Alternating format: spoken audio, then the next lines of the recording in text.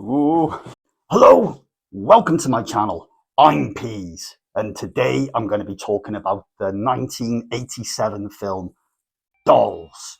Now, I don't know why I've hit the channel with two killer doll puppet films almost back to back. It was just how things came together. Please forgive me if you're already sick of killer toys or dolls at this point. I promise you to move on to other genres after this for a bit, until I do Puppet Master 2 and 3 and subject myself to the torment of the Puppet Master Axis films and even Baby Oopsie. But those are far off into the future. I saw the poster for this film one day as I walked to the shop to get my dad his copy of the South Wales Echo, 250p coins for our council house electric meter, and his 20 Barclay Red cigarettes. The shop I was heading to was owned by a guy called Eddie, and he had an Elvis Presley style haircut. Great guy. He always wore black trousers that were belted up below an epic belly and a white shirt that always had at least 4 of the top buttons undone, revealing a glorious plume of grey chest hair. Wonderful.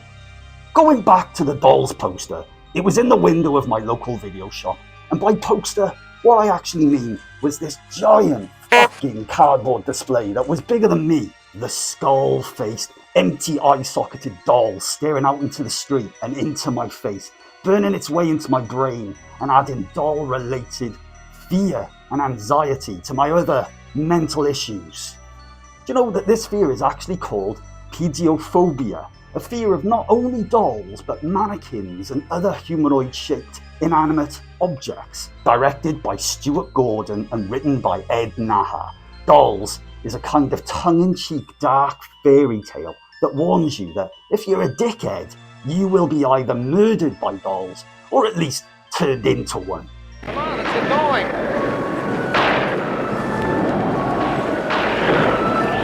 It looked like a safe haven from the raging storm. Dolls is a dark, storm-soaked fairy tale horror film about a group of strangers who take shelter in an isolated English mansion after their cars become stranded on a country road.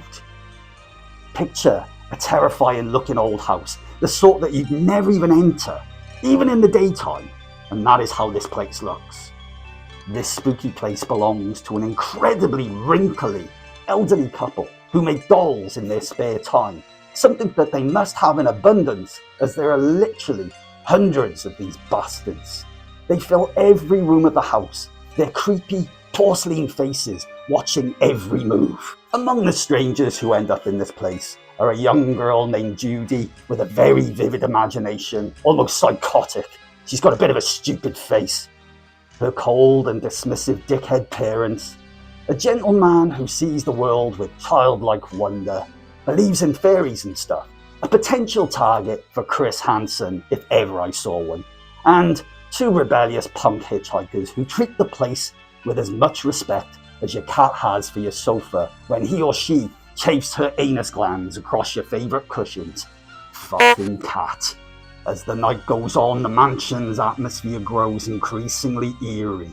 The film plays out like a twisted bedtime story, whimsical almost, an atmospheric, violent and gory blend of fantasy and horror, where the line between imagination and reality feel very thin. It's all about morals, and with the mild threat that if you're not a good or just person, then you will get your cranium repeatedly smashed into the skirting board by a bunch of killer dolls. It's a classic proverb that my teachers used to tell us in school daily. Clocking in a total of 1 hour and 18 minutes, which was probably about 1 hour and 10 minutes without the intro and end credits. Now you might be thinking 1 hour and 10 minutes is pretty short for a film, but let me tell you, it is the perfect length for a film like this. Like other films in the killer toy genre, we just want to see humans getting taken out in whatever imaginative way the filmmakers have weaponized supposed inanimate playthings. Dolls delivers and gets stuck in nice and quick. I know for a fact if this had been one of the many horror films that my dad had brought home back when I was much younger, I would have shit myself watching this film. The stop motion is incredible, and seeing a bunch of porcelain-faced dolls brought to life with the uncanny movement that this animation method brings, is bloody haunting. The film starts out like an episode of Are You Afraid of the Dark or Goosebumps, a kid's horror film or TV show. Then the killing starts, and it really doesn't hold back on the violence. The tone of the film shifts, becoming an ongoing juxtaposition of child-friendly fairy tale and frightening and fairly gory horror film. The overall atmosphere throughout the film is dreamlike due to the setting. There's a never-ending storm casting lightning flashes through the windows. The cameras drift and sweep through the thin hallways, and there's music box like plunky plonky twonky twonky tune flowing incessantly in the background. I actually think that this film is a little masterpiece. Sure, the acting is a little ropey, but it has a timelessness to it, which allows this film to be watched even today without feeling like you're watching something from the 1980s.